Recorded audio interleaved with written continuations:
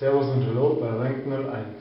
In meinem letzten Video habe ich euch gezeigt, wie ihr euer Shampoo selber herstellen könnt, auch wenn ihr in der Wildnis seid, damit ihr ohne Schuppen und ohne fettiges Haar seid.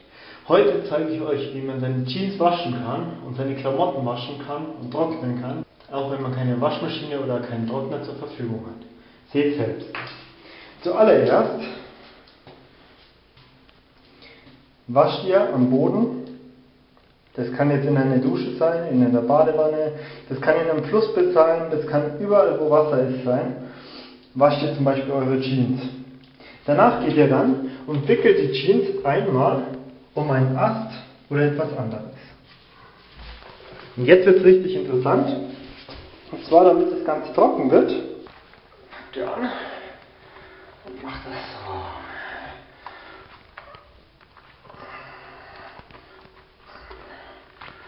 Da braucht ihr aber ein bisschen Kraft dafür. Okay?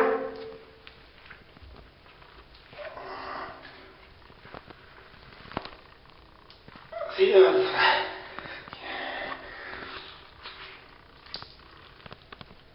Gut.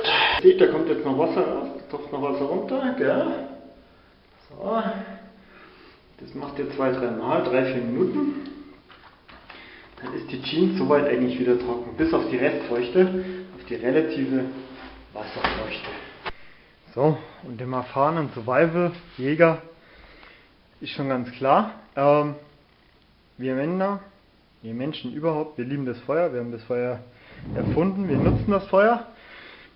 Kann natürlich auch sein in Form einer Heizung. Wenn das natürlich da ist, dann ist es super. Und dann hängt da die zu waschende Wäsche einfach über die Heizung, dreht ihr auf die maximale Stufe. Kann natürlich auch in der Nähe von einem Lagerfeuer sein. Und in 2 Tagen ist diese Hose wieder vollkommen trocken.